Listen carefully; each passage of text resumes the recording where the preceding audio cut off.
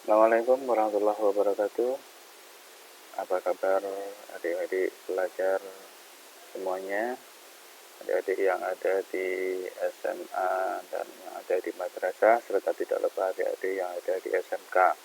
Baik, untuk kali ini kita akan lanjutkan pada bagian berikutnya terkait dengan elektrostatika yang bagian sebelumnya sudah kita sampaikan. Nah, kali ini kita akan masuk pada kuat medan listrik, ya. Jadi kita akan masuk pada pembahasan tentang kuat medan, ya. Kuat medan.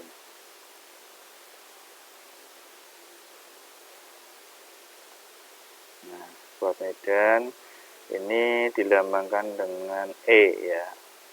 Jadi besaran fisis yang dilambangkan dengan E atau kuat medan listrik. Baik, sebelumnya kita sudah bahas yang gaya listrik, ya, yang kita namakan sebagai gaya Coulomb. Di sana ada interaksi antara 2 buah muatan, 3 buah muatan, dan 4 buah muatan sekaligus. Kita juga sudah bahas secara tuntas. Nah, bagaimana sekarang kuat medan itu bekerja pada muatan-muatan listrik itu. Tapi sebelumnya kita perlu pahami apa sih sebenarnya kuat medan listrik itu ya. Jadi kuat medan listrik itu sebenarnya adalah gaya, ya. Jadi gaya listrik. Nah, gaya listrik tiap satuan muatan, ya, tiap satuan muatan. Nah, ini yang dinamakan sebagai kuat medan. Jadi kalau ini kita bisa katakan bahwa yang namanya kuat medan listrik itu adalah gaya Coulomb yang sebelumnya kita sudah cari, itu dibagi dengan muatan. Nah, muatan yang mana gitu? Mari coba kita pelajari lebih lanjut. Nah, kita coba lihat gambar berikut, ya. Ada muatan positif, ya, ada muatan positif. Oke. Kemudian ada muatan negatif. Nah, di situ ada muatan negatif. Nah, kalau kita gambarkan, ya, garis-garis medannya itu sebenarnya seperti ini, ya. Oke, kalau saya punya itu, ya, itu, ya. Oke. Nah, kalau muatan positif itu arah garis medannya keluar. Nah, itu keluar. Oke, saya gambarkan. Ini adalah arah garis medan. Kemudian ini yang negatif, saya juga gambarkan seperti itu. Oke, kalau yang negatif itu masuk, ya, masuk. Nah, sana ini masuk.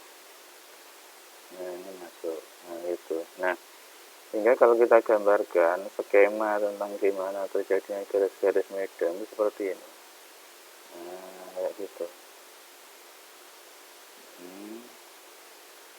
Nah, dan begitu seterusnya. Nah, itu, ya.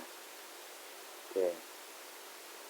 Nah, ini juga begitu. Nah, oke, ya, gitu, ini begitu, yang begitu. Nah, ini tandanya masuk semua, masuk.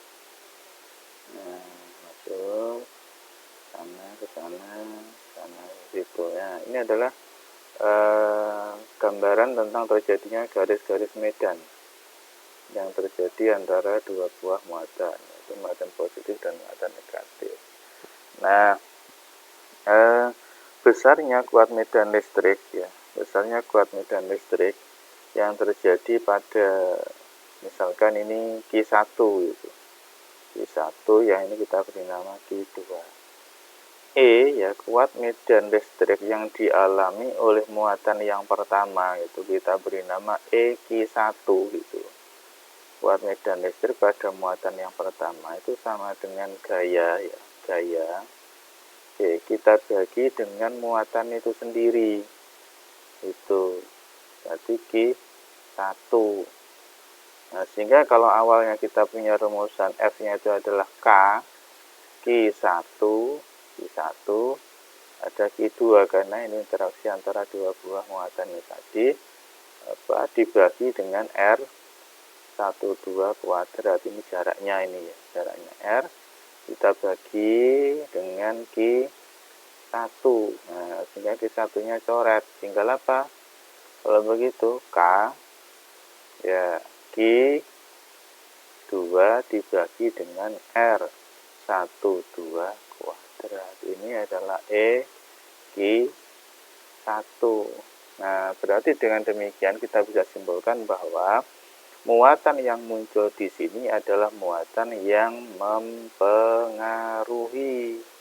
Itu ya, muatan yang mempengaruhi Q1. Nah, gitu.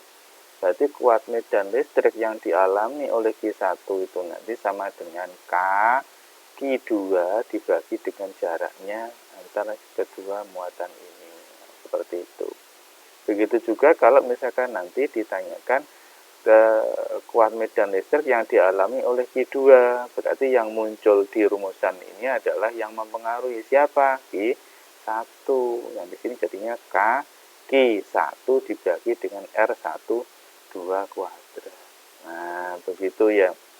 Jadi Q-nya ini adalah Q yang ditanyakan, yang di bawah ini. Munculnya akhirnya di rumusan itu adalah muatan yang mempengaruhi, yaitu Q2. Nah, begitu.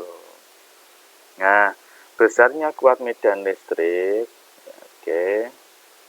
Kuat medan listrik. Oke, kuat medan. Oke, jelek tulisannya ya.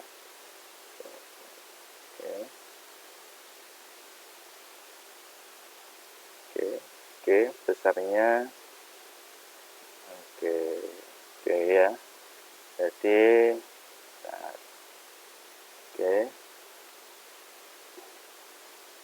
kuat. Nah, kuat medan. Kuat medan listrik. Nah, di situ nantinya kita ada dua muatan ya. Ada dua muatan. Yang pertama adalah muatan titik seperti ini. Seperti ini, muatan titik. Ya, yang satunya adalah muatan bola konduktor. Nah, itu yang ini adalah bola konduktor. Nah, muatan titik dan bola konduktor. Nah, apa bedanya? Ya, kalau muatan titik, ya, muatan titik itu kalau saya gambarkan seperti ini, saya perbesar saja. Nah, muatan titik itu kalau misalkan saya ambil dari pusatnya situ, ini jari-jarinya adalah R besar, ya, jari-jarinya R besar. Kemudian ini saya tarik garis ke bawah, tuh ya, anggap itu bolanya simetri ya, dianggap simetri gitu. Oke, nah ini garisnya, kemudian ada seperti ini. Oke, kemudian yang situ juga ada itu. Nah, untuk muatan titik, ya ini berarti ini dianggap pejal gitu ya. Ini titik besar, ini pejal gitu. Di dalam apa namanya, di dalam jari-jari yang sebesar R ini artinya apa? Di sebelah dalam sini, maka kuat medannya ini akan 0. Nah, coba saya beri warna yang lain ya. Jadi ini kuat medannya 0 di sini. Nah, begitu juga yang ada di situ, itu kuat medannya 0. Berarti ini E-nya sama dengan 0. Nah, di sini E-nya juga sama dengan 0. Nah, terus bagaimana kuat medan di luar ini?